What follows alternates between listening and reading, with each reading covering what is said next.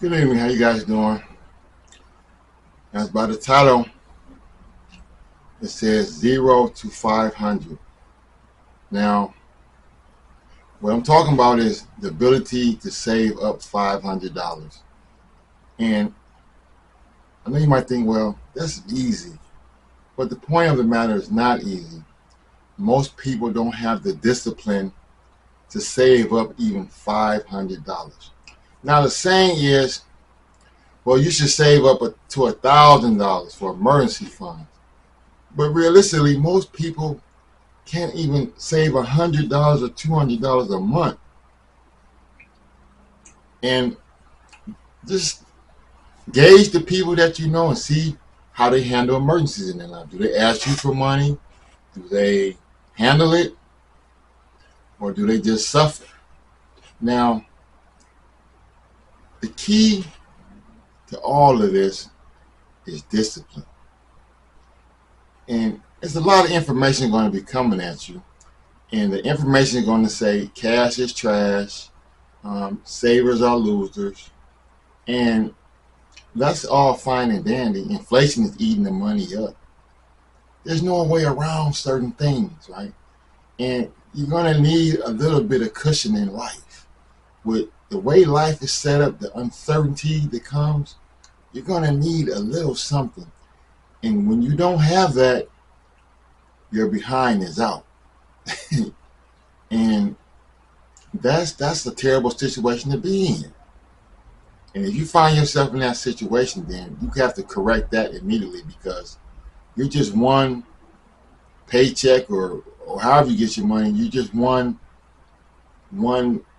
emergency away from being really messed up.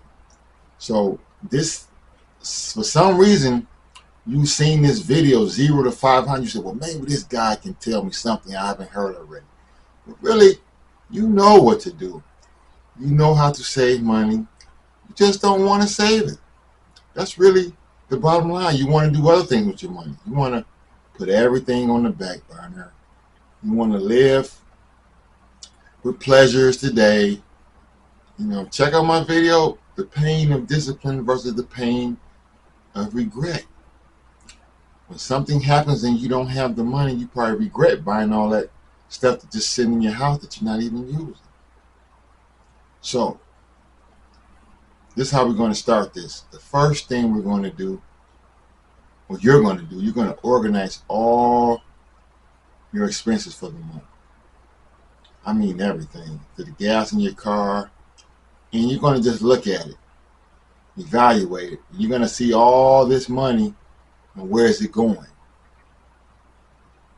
You'll say, man, I spend $25 a week on coffee. Or I spend $30 a week on cigarettes. The luxury of a smoke. These are little things that you can cut back on to start building your little cushion. Because I'm gonna tell you, without this cushion, even a small cushion, even without it, when something happens, it takes your peace. Because the problem is just pressing your brain for a solution. How am I gonna pay this rent this month? How am I gonna pay this car note? And if you can't answer that in a second, in a flash, it's gonna stay on your mind. As soon as you get up, oh, I'm gonna pay that rent. I'm gonna pay that rent. And so the mind looks for relief. The mind, sometimes it looks for relief before a good solution. But this is why you're going to organize all your finances where you know what's due and you know where your money got to go. And you're going to put a little bit to the side. Well, be wise. What if I don't have no money every week? What if I don't? Everybody has money, extra money. You just don't want to give it up. Everybody has at least $20, $30 they can contribute to something better in the future for themselves. This is America. People on the street beg for money all day and get hundreds of dollars. At least where I live at, all day they just sit out there begging. Not saying that that's a avenue for you, but there's opportunity. There is something that you can cut out to start building this thing up.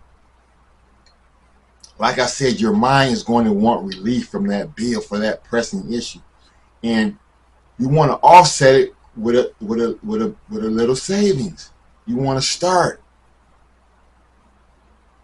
You know, you should have been started doing this, right? You should have been started. Listen, I'm not telling you nothing I haven't told myself. I should have been started.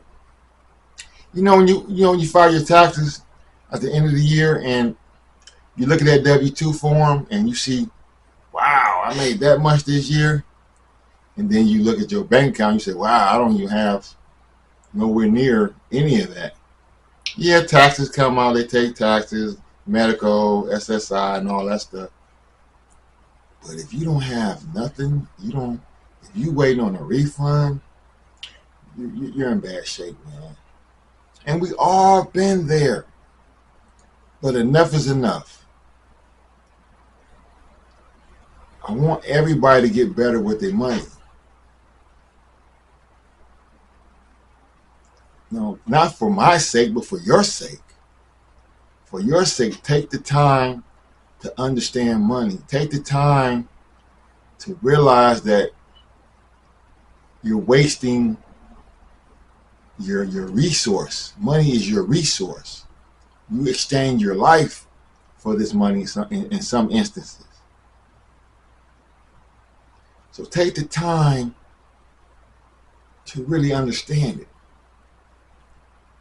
You know, take the time, use this as a stepping board, a platform to learn, to figure it out. You know, it took me a while to figure this out about this money. It took me a while to understand it. But once I did understand it, once I realized I was leaking so much money out. You leak money out by paying things late, by overextending yourself on certain debts, by making bad choices in vehicles. All this money is just going out the window, throwing it out the window. It's like you're riding down, and you're throwing hundreds of dollars out the window. Now, I don't claim to be a financial expert, but the people in my life, some people in my life, they always need help, right? And I said, dude, you can't come up with